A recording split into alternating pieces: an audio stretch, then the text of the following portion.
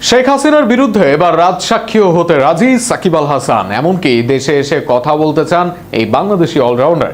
সাম্প্রতিক সময়ে সাকিবকে নিয়ে এমন তথ্যই প্রকাশ করলেন বিসিবির সাবেক পরিচালক ও গায়ক আসিফ আকবর। শেখ হাসিনার বিরুদ্ধে সাকিবের রাজসাক্ষী হওয়া নিয়ে আসিফ আকবরের বক্তব্য নিয়ে থাকছে প্রতিবেদন।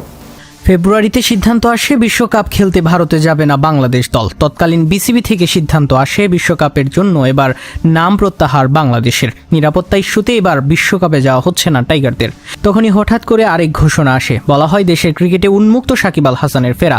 এখান থেকেই যে কোনো সিরিজের জন্য বিবেচনা করা হবে সাকিব আল হাসানকে।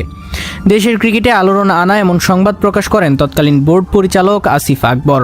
এবার এক পডকাস্টে এই বিষয় নিয়ে বিস্তারিত বলেন আসিফ আকবর। তাকে জানতে চাওয়া সাকিব আল হাসানের ফেরার ব্যাপারে। আদতে সাকিব আল হাসান ফিরতে চেয়েছেন কিনা, কি শর্তে ফিরতে চেয়েছেন তা জানতে চান উপস্থাপক। আর সেখানেই বিস্ময়কর তথ্য দেন আসিফ আকবর, যেখানে আসিফের মতে রাজসাক্ষী হতে চেয়েছিলেন সাকিব আল হাসান। সাবেক সরকার ও সরকার প্রধানের বিপক্ষে রাজসাক্ষী হতেও আগ্রহ প্রকাশ করেন তিনি। এমনকি যদি প্রয়োজনে জেলে যেতে হয় সেটাও রাজি ছিলেন তিনি।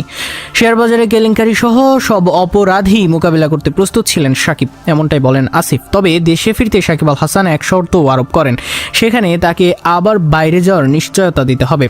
তাকে আটকে রাখা যাবে না, এমন শর্তেই দেশে ফিরতে চেয়েছেন সাকিব আল হাসান। তখন দেশে ফিরতে চাইলেও এখন দেশে আসতে চান না সাকিব, এমন প্রশ্ন ছিল আসিফের কাছে। এর জবাবে আসিফ দায়ী করেন বর্তমান বোর্ড ও বোর্ড প্রধানকে। এমনকি সাকিব আল হাসান দেশে ফিরলে অনেকের গুমর ফাঁস হবে বলেও জানান জনপ্রিয় এই গায়ক। তবে বেশ কিছু জায়গায় সাকিবের পক্ষে অবস্থান নেন আসিফ। অনেকেই সাবেক সরকারের সাথে গোপনে সম্পর্ক রেখেছেন এমন অনেক শক্ত অভিযোগ করেন তিনি। সেখানে সাকিব আল হাসানের আত্মপক্ষ সমর্থনের সুযোগ থাকা উচিত, এমনটাই বলেন আসিফ। সাকিবকে দেশে এসে কথা বলার সুযোগ দিয়ে ফেরার ব্যবস্থা করা উচিত বলে পডকাস্টে জানান আসিফ আকবর। আসিফের কথা কতটা সত্য আর মিথ্যা সেটা সাকিব ভালো বলতে পারবেন। তবে যদিও আত্মবিশ্বাসের সুরেই বলেছেন আসিফ, এমনকি সাকিবের ফোন করে জিজ্ঞাসা করার কথাও বলেন তিনি। সেই ক্ষেত্রে কোন পরিস্থিতিতে এমন মনোভাব ছিল সাকিবের, বর্তমানেও সাকিব এমন মনোভাব পোষণ করেন কিনা তা পরিষ্কার করতে পারবেন সাকিব আল হাসান নিজেই। তবে আসিফের এমন মন্তব্য যে বিস্ফোরক হয়ে থাকবে তাতে নেই সন্দেহ।